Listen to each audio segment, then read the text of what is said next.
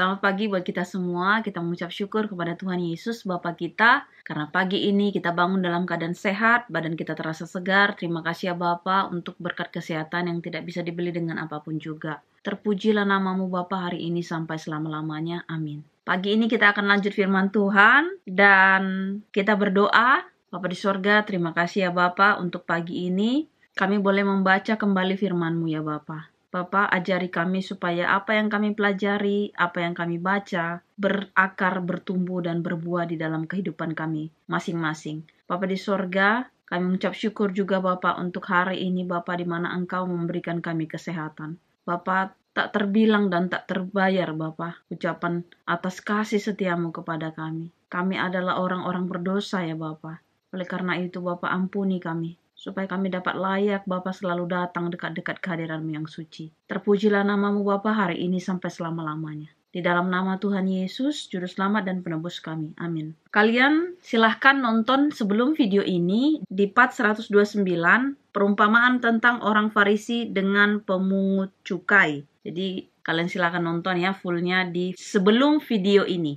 Kemudian kita lanjutkan lagi, ini adalah tentang Sakeus. Kita baca ayatnya, Lukas 19 ayat 1 sampai 10. Sakeus, Yesus masuk ke kota Yeriko dan berjalan terus melintasi kota itu. Di situ ada seorang bernama Sakeus, kepala pemungut cukai, dan ia seorang yang kaya. Ia berusaha untuk melihat orang apakah Yesus itu, tetapi ia tidak berhasil karena orang banyak, sebab badannya pendek. Maka berlarilah ia mendahului orang banyak, lalu memanjat pohon ara untuk melihat Yesus yang akan lewat di situ. Ketika Yesus sampai ke tempat itu, ia melihat ke atas dan berkata, "Sakeus, segeralah turun, sebab hari ini aku harus menumpang di rumahmu." Lalu Sakeus segera turun dan menerima Yesus dengan sukacita. Tetapi semua orang yang melihat hal itu bersungut-sungut, katanya, "Ia menumpang di rumah orang berdosa." Tetapi Sakeus berdiri dan berkata kepada Tuhan,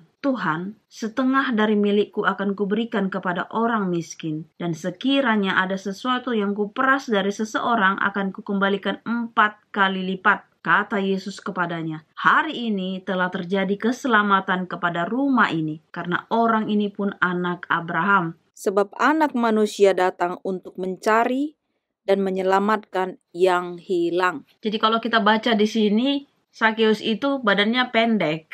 Tapi setelah dia mendengar tentang bagaimana Yesus itu menyembuhkan orang sakit, mengajar ya, memberitakan Injil, dia ingin tahu, sampai dibilang di sini, ia berusaha untuk melihat orang apakah Yesus itu, katanya. Dia berusaha Yesus itu siapa sih? Seperti apakah Yesus itu? Nah, bagi kalian juga mungkin saat-saat ini yang belum kenal siapa itu Yesus, sama halnya memang mungkin kalau kalian kamu udah pernah lihat Yesus Uli? Ya enggak. Tetapi aku memang gak pernah secara langsung didatangin. Tetapi kasihnya itu gak pernah berhenti di hidupku. Terus terang kalau mau lihat secara langsung ya gak pernah. Tetapi aku mengenal dia. Mengenal sosok Yesus itu dari sini Alkitab. Dan aku mengenal firman-firmannya juga dari sini. Dan merasakannya, aku sudah merasakan. Karena banyak sekali mujizat yang ada di dalam kehidupanku.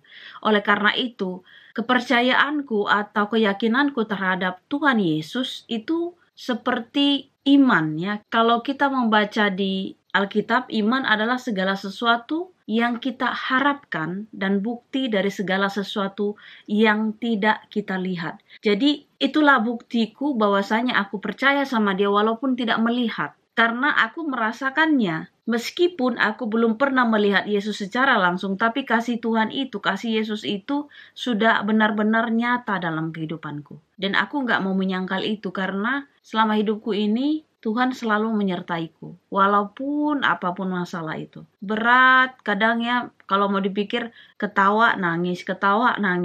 Tapi selama aku bersama dengan dia, aku gak pernah dalam artian begini. Kalau aku mengandalkan diriku, pasti ada kecemasan di situ, ada ketakutan di situ, pokoknya ada ketidaknyamanan. Tapi selama aku bersandar sama Tuhan Yesus, sama Bapa kita itu, ya dalam keadaan apapun itu, Dia tetap menyenangkan hatiku, menenangkan, memberikan kedamaian. Jadi gak main-main. Mungkin kita ngelihatnya seperti itu tadi, kayak crashing ya, kayak pesawat yang jatuh itu ibaratnya kayak udah lulu lantah lah ya, udah entah kemana-mana. Tetapi puing-puingnya itu Tuhan bisa pulihkan, bisa Dia pulihkan kembali seperti semula. Karena itu janjinya. Dan satu hal lagi, kalau mau dibilang cerita, kalian pasti sudah pernah menonton mungkin dari intro setiap videoku kan pasti ada kalian lihat bagaimana perubahan daripada diriku ya, dari mulai rambutku itu ya, dari botak sampai sekarang. Lihat ini sudah kembali lagi, puji Tuhan, rambutnya. Dan ini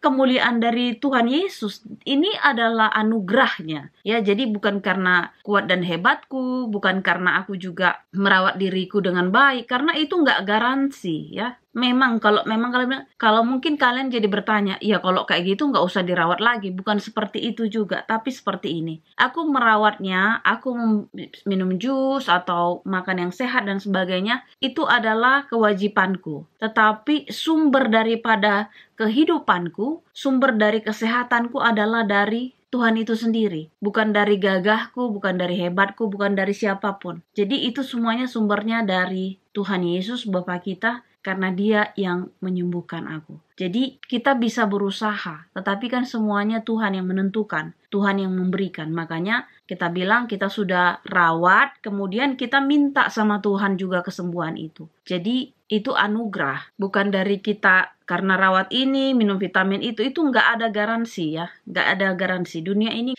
Dia nggak bisa garansi kita. Jadi yang bisa garansi kita adalah Tuhan kita Yesus Kristus. Kita boleh, seperti aku bilang, kita boleh merawat diri kita minum yang sehat, ini semuanya, tetapi sumbernya itu adalah dari Dia. Bukan berarti jadinya kita suka-suka aja hidup, bukan seperti itu. Tetapi kita ambil esensinya. Kalau kita mau sehat, pastinya kita pilih yang hidup yang sehat. Tetapi kita minta sumber itu daripada Tuhan itu sendiri. Karena kalian akan bertemu dengan orang-orang yang mengatakan, aku sehat kok, aku olahraga, aku makan sehat kok, aku kena kanker. Jadi di situ kalian pasti akan kebenturan. Jadi kok dia udah sehat gitu, sementara ada orang yang nggak ngerawat lah ya tubuhnya, mungkin nggak makan sehat dan sebagainya cara hidupnya, tapi kok dia sehat-sehat aja gitu. Nah itu kalian akan dimanipulasi sama si setan itu. Disitulah yang aku bilang bagaimana nanti setan memanipulasi. Karena sebenarnya sumbernya itu pokoknya dari Tuhan. Kita hanya bisa berusaha menjaga, tetapi Tuhan yang menentukan. Makanya kalau mau dibilang kematian itu bukan hanya dari tua saja, dari sakit saja ya, atau apapun. Kematian itu memang udah saatnya, memang sudah finish dia di dunia. Jadi kalau kita mau sehat, mau panjang umur, mintalah sama Tuhan semuanya, sumbernya dari Dia. Kita lanjutkan lagi ya untuk ke Sakeus ini. Jadi si Sakeus ini badannya pendek. Setelah dia mendengar desas-desus atau mungkin kabar-kabar tentang Yesus, dia bertanya dalam hati, seperti apa sih Yesus ini? Orang apa sih Yesus ini? Siapa dia itu? Jadi pada saat dia dengar akan lewat di daerah tempat di mana dia berada, dia kemudian lari, katanya dia duluan lari. Tapi karena banyak sekali orang, akhirnya dia manjat pohon ara. Tetapi itulah, Tuhan kita itu, dia tahu. Bayangkan segitu banyaknya orang. Kemudian pada saat Yesus datang di situ, dia tahu loh, Tuhan Yesus itu tahu. Dia lihat ke atas. Dia lihat ke atas sampai dia bilang, Sakeus turunlah, aku mau menginap di rumahmu. Aku mau bermalam di rumahmu. Kemudian Sakeus turun dan semua orang yang ada di situ komplain lah ibaratnya ya. Bersungut-sungut katanya. Kok Tuhan Yesus ke rumah orang berdosa sih? Nah, di video yang lalu kalian pasti tahu kalau yang nonton ya siapa itu pemungut cukai ya. Apa yang ibaratnya kenapa stereotipnya mereka itu kenapa sih dibilang orang berdosa? Nah, kalian nonton lah di video sebelumnya. Jadi si Sakeus ini benar-benar dia itu memang menantikan Tuhan Yesus. Dan pada saat setelah orang bersungut-sungut dia bilang apa? Aku baca di sini lebih lengkap ya, dari 7 ya, di ayat 7-nya. Tetapi semua orang yang melihat hal itu bersungut-sungut, katanya ia menumpang di rumah orang berdosa. Tetapi Sakeus berdiri dan berkata kepada Tuhan, Tuhan, setengah dari milikku akan kuberikan kepada orang miskin. Dan sekiranya ada sesuatu yang kuperas dari seseorang, akan kukembalikan 4 kali lipat. Jadi bayangkan pada saat orang udah komplain, kemudian orang udah bersungut-sungut kok dia tinggal di rumah orang berdosa sih. Sakeus langsung berdiri katanya dan dia mengatakan, Tuhan, aku akan memberikan setengah dari hartaku kepada orang miskin. Bayangkan. Saat itu juga dia, si Sakeus ini gak pakai mikir dia lagi. Bahkan dia bilang, yang kuperas akan kukembalikan 4 kali lipat. Bayangkan 4 kali lipat loh. Terus di ayat 9 kata Yesus kepadanya, hari ini telah terjadi keselamatan. Perhatikan di sini, kepada rumah ini, karena orang ini pun anak Abraham. Jadi rumah ini artinya bukan hanya si Sakeus aja, tetapi seluruh keluarganya Sakeus selamat. Karena apa? Karena perbuatan Sakeus ini atau bapaknya ini, si Sakeus. Kan pasti dia punya istri, punya anak. Kemudian di ayat 10, sebab anak manusia datang untuk mencari dan menyelamatkan yang hilang. Jadi itu udah closing statement yang sangat baik. Seperti Tuhan selalu mengatakan, aku datang untuk orang berdosa, bukan untuk orang benar. Dan satu hal lagi, di video yang lalu juga, kalian silahkan aja lah cek ya, bagaimana Tuhan Yesus memberikan perumpamaan tentang orang yang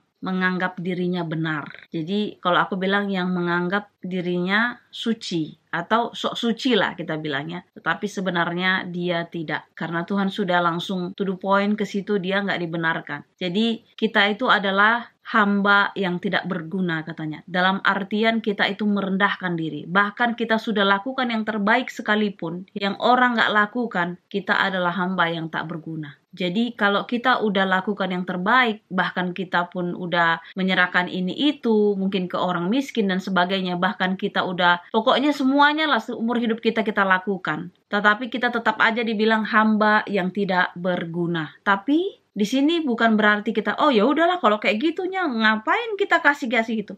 Dalam arti seperti ini, karena kita ingin merendahkan diri kita di hadapan Tuhan, seperti itulah. Tapi bukan berarti jadinya Tuhan gak sayang sama kita, bukan itu maknanya. Esensinya adalah sebenarnya kita gak layak. Esensinya adalah sebenarnya kita itu gak mampu. Ya saking kotornya itu gak ada layak-layaknya lah pokoknya. Kalau ketemu Tuhan itu ibaratnya kita itu sebenarnya udah, kalau gak layak gimana sih gak layak? Ya terbuang gitu. Tetapi yang memampukan kita, yang memberikan kita bisa dekat dengan Tuhan itu kembali adalah menerima Dia sebagai juru selamat kita, ya, Tuhan Yesus Kristus, dan mau dibaptis, kemudian kita mengakui Dia Tuhan dan juru selamat kita, kemudian kita membaca firman-Nya, ya, kemudian kita berdoa meminta Roh Kudus menuntun kita. Segala dosa yang pernah terjadi ditinggalkan. Jangan pernah diulang kembali lagi. Karena Tuhan tidak suka atas dosa itu. Tuhan sudah katakan bahwasanya Dia mencari domba yang hilang. Artinya kita yang melakukan dosa ini. Tetapi jangan pula bolak-balik hilang gitu loh. Jangan bolak-balik hilang kita. Jadi seperti yang saat ini aku bilang juga, kalau memang masih ada kesempatan si iblis, dalam artian dia masih ada waktunya berkuasa. Kalau Tuhan itu dikatakan di sini, Dia datang untuk orang berdosa. Dia datang untuk mencari domba yang hilang. Tetapi di sini dikatakan juga kesempatan si setan, ya, atau si setan itu masih punya waktu. Jadi cepat-cepat kita bertobat. Karena kalau setan sudah selesai, waktunya udah nggak ada lagi. Artinya kesudahan akhir zaman. Nggak ada lagi waktu si setan, ya, untuk menggoda kita, mencobai kita dan sebagainya. Dan Tuhan datang kedua kali. Kita nggak bisa lagi kembali. Karena nanti pintu akan ditutup dan kemudian Tuhan bilang, aku tidak mengenal engkau. Dan satu hal juga di sini, bagaimana Tuhan sudah berkali-kali memperingatkan kita bahwasanya bertobatlah sebab kerajaan surga sudah dekat. Bertobatlah sebab kerajaan surga sudah dekat. Itu sudah diulang-ulang. Jadi kalau kita nggak tobat-tobat, dan pada saat setan, ya, sudah harus selesai dia, dan dia nggak bisa lagi berkuasa, dan pengikut-pengikutnya akan ke neraka. Jadi cepat-cepatlah bertobat, karena satu hal yang aku mau sampaikan, Tuhan itu sampai kapanpun Dia nggak akan pernah berubah. Kasih-Nya selama-lamanya. Kasih setianya selama-lamanya. Yang menjadikan nanti orang yang tidak benar itu masuk ke neraka. Karena setan itu waktunya udah selesai. Jadi ya nggak bisa lagi dia. Karena satu hal, kalau pengikut dia, artinya begini, kalau dia walaupun manusia, tapi dia tidak menjadi pengikut Kristus, dia tidak layak. Artinya dia pun yang pengikut si iblis ini udah dikatakan si iblis itu. Kenapa? Karena kalau kalian nonton di video yang lalu-lalu itu, pada saat Tuhan Yesus menyampaikan dia akan menderita di kayu salib. Tetapi Petrus mengatakan, kiranya itu tidak terjadi kepadamu. Tuhan bilang apa? Enyahlah engkau iblis, sebab engkau tidak memikirkan apa yang Allah pikirkan. Jadi manusia yang tidak melakukan kehendak Tuhan itu namanya iblis. Walaupun wujudnya manusia ya. Pilihan hanya ada dua, Tuhan Yesus atau setan. Jadi semuanya tergantung kita. Apakah kita pilih Tuhan atau pilih iblis? Karena iblis akan ke neraka, itu sudah pasti. Tapi Tuhan Yesus, kita akan ke surga, itu juga udah pasti. Jadi pilihan ada di tangan kita masing-masing. Kembali lagi, bukalah Alkitabmu, baca, minta tuntunan Roh Kudus, supaya kita dimampukan mengerti esensi ya. Bukan hanya pengertian ini, pengertian itu, tapi esensinya itu yang paling penting. Karena kalau kita sudah tahu, sudah mengerti esensi yang Tuhan ingin sampaikan kepada kita pasti akan selalu mengikuti Dia. Meskipun kita lihat kok jadi kayak gini ya Tuhan, kok begini ya. Tetapi yakinlah sama Tuhan, karena bagi Tuhan itu tidak ada yang mustahil. Karena bagi Tuhan tidak ada yang mustahil. Aku akan nyanyikan sebuah lagu waktu kecil ya. Waktu aku kecil-kecil kan ada sekolah sabat ya kalau di gereja. Bagaimana tentang si Sakeus ini. Jadi ini adalah cerita tentang waktu kanak-kanak lah ya, dibilang waktu kecil. Jadi aku suka. Aku waktu baca ini, aku udah pernah baca ini gitu ya. Dan lagu ini juga sering aku nyanyikan di gereja gitu. Lagunya seperti ini. Ada seorang pendek, namanya si Sakeus. Dia panjat pohon ara. Lalu Yesus memanggil dia. Sakeus, turunlah. Aku mau bermalam di rumahmu. Selamatkan seisi rumahmu.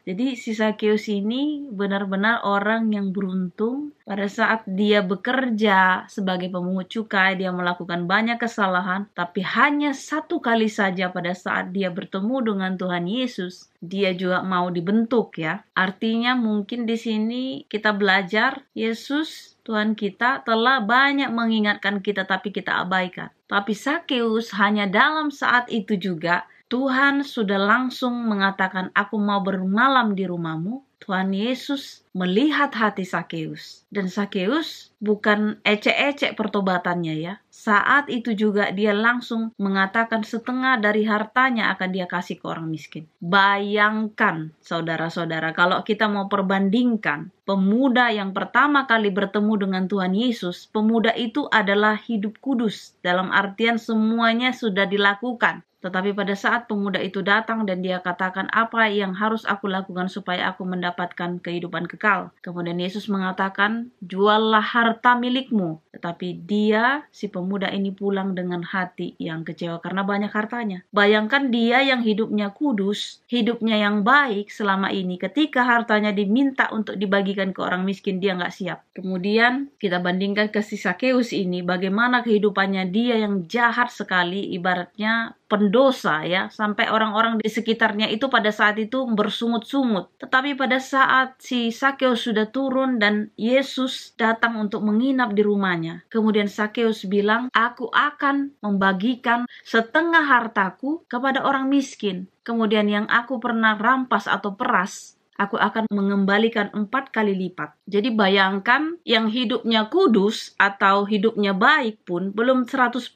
dia benar-benar tahu esensi Tuhan atau mengikuti Tuhan itu 100% itu sebenarnya tidak main-main ya. Karena kehidupan kita ini bukan hanya dari kita lakukan saja. Maksudnya kita memang udah hidup kudus, sudah hidup benar. Tapi kalaupun harta kita tidak memuliakan Tuhan, kita juga nggak ada layaknya. Karena seperti yang dibilang di perumpamaan ini, bahkan orang berdosa yang selama hidupnya dia melakukan kejahatan, ibaratnya ya pendosa, dia paksa orang mungkin ya, bayar ini bayar itu, dia rampas mungkin atau dia peras. Pada saat Tuhan datang menegur dia, setengah langsung dia kasih, bilang ambil semuanya bagikan ke orang miskin. Tanpa ada A, B, C, D, dia langsung kasih kepada orang miskin setengah hartanya. Dan kepada orang-orang yang dia pernah rampas, katanya dia kembalikan 4 kali lipat. Jadi bayangkan di sini perbandingannya itu orang yang hidupnya baik, hidupnya kudus ya, sama orang yang hidupnya nggak kudus, hidupnya ibaratnya nggak baik. Pada saat bicara tentang uang, pada saat bicara tentang pengorbanan untuk memberikan kepada orang miskin, yang orang baik ini atau orang yang kudus ini hidupnya yang nggak pernah melakukan dosa itu, dia susah dia mengasihi. Sementara orang yang nggak, ibaratnya dia yang selama hidupnya itu pendosa, dia nggak segan-segan memberikan yang terbaik untuk Tuhan ya. Poinnya di sini adalah ketika Yesus bukan hanya mengatakan bahwasanya si Zakeus itu yang diselamatkan, dalam artian seisi rumahnya. Jadi baik istri, anak-anak, dan mungkin juga budak-budak yang ada di rumah itu, karena seisi rumahnya katanya. Bayangkan kita menyelamatkan semua orang yang dekat dengan kita. Jadi itu luar biasa. Makanya mengikut Yesus itu bukan hanya dari oke, kita memang baik, gak pernah nyakiti hati orang, gak pernah bikin dosa, tetapi dengan hartamu, dengan mamonmu itu, dengan mamon yang ada padamu, itu juga bisa kau lakukan untuk kemuliaan Tuhan. Inilah doa dan harapan kita. Kita berdoa. Terima kasih ya Bapa di surga, puji dan syukur anakmu di sini panjatkan Bapa untuk kasih setiamu. Bapa, terima kasih untuk pengingat kami supaya kami tetap berada di jalan Tuhan, melakukan kehendak-Mu Bapa, memberikan apapun yang ada pada kami kepada kehendak-Mu untuk hanya menyenangkan hati-Mu, untuk pekerjaan-Mu. Ajari kami Bapa selama hidup kami. Kami banyak kekurangan dan kesalahan, ampuni kami Bapa orang berdosa ini. Bapa, jaga hati dan pikiran kami supaya tetap selalu memandang kepadamu. Bapa di sorga, sepanjang hari ini kami serahkan ke dalam tangan-Mu, kehidupan kami ini. Jaga kami Bapa sampai kehendak-Mu yang selalu akan terjadi atas kami. Bapa di sorga, anak-Mu berdoa untuk orang-orang di luar sana yang sedang sakit Engkau sembuhkan, yang sedang mencari pekerjaan Engkau berikan pekerjaan, yang sedang mengalami masalah apapun masalah mereka Bapa, Engkau turut campur tangan untuk menyelesaikannya. Bapa, ampunilah kami Bapa, orang-orang yang berdosa ini, supaya kami tetap Bapa layak untuk selalu berada di dekat-Mu, untuk selalu menyenangkan hati-Mu. Kalau mau berbicara tentang dosa kami begitu banyak Bapa, kami tidak layak. Tapi Engkau memampukan kami, Engkau memberikan kesempatan kepada kami. Terima kasih Bapa, sempurnakan doa kami ini di dalam nama Tuhan Yesus, Juru Selamat dan Penebus kami. Amin. Terima kasih sudah menonton video ini. Jangan lupa di like, subscribe, dan di share. Dan kalau kalian punya komen, silakan di komen. Tuhan Yesus memberkati. Amin.